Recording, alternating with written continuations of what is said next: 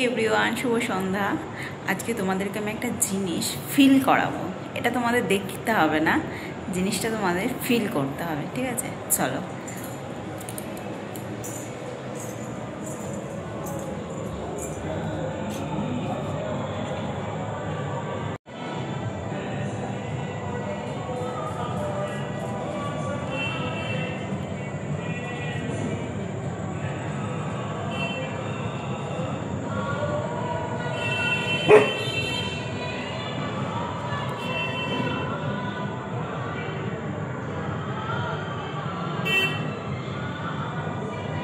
যেটা শোনা যাচ্ছে না, সেটা আমার ব্যালকনিতে দাঁড়িয়ে শোনা যাচ্ছে।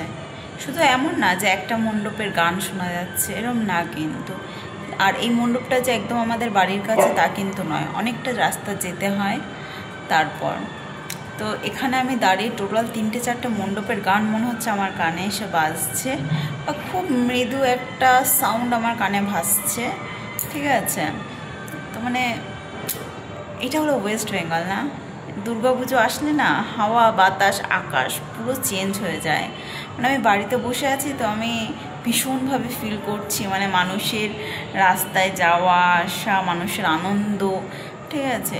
এই যে এটা কিন্তু এই পুজোর টাইমটায় চলে, যে এই পুজো কালকে দশমী চলে যাবে, কালকে তো আরও বেশি সাউন্ড পাওয়া যাবে, কেননা যেহেতু সবাই ঠাকুর নিয়ে বেরোবে, তার ভীষণ বেশিভাবে ফিল করা যাবে কালকে। বড্ড দুঃখ লাগে, ওই ফিলিংসটা সে দুঃখের, যে মা বিসর্জন যাচ্ছে। তো এই কেমন লাগে বলো, মানে পুরো মুডটাই চেঞ্জ লাগে। আমি প্রতিদিন বিকেলবেলা থেকে রাত্রিবেলা অবধি চেষ্টা করি আমি ব্যালকনিতে থাকার। আমার ভালো লাগে, আমার আর কি চারিদিকের আনন্দটা উপভোগ করি। সেখানে থেকে হয়তো আমি করতে পারছি না, কেননা আমার পক্ষে ঠাকুর দেখতে যাওয়া সম্ভব নয়, কেননা কি আমার 2টো কুকুর আছে বাড়িতে, তো ওদেরকে রেখে আমার কোথাও যাওয়াটা বড্ড চাপের, কারণ বাড়িতে এমন কোনো পার্সন নেই যাদের কাছে ওদেরকে রেখে তারপর যাব। সো সেক্ষেত্রে আমার বা আমার হাজব্যান্ডের একেবারেই হয় না ঠাকুর দেখা।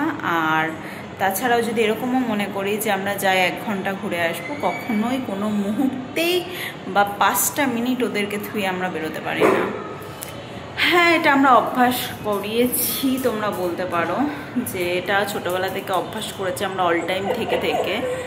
তো আমাদের সত্যি কথা বলতে ওদেরকে একা থুয়ে যেতে আমাদের নিজেদেরই মন চায় না, কেননা এই একজন বাজিতে খুব ভয় পায়।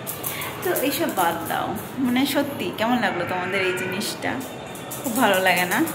আমারও ভালো লাগে। তো আজকে এই ছিল আমার নবমীর সন্ধ্যা।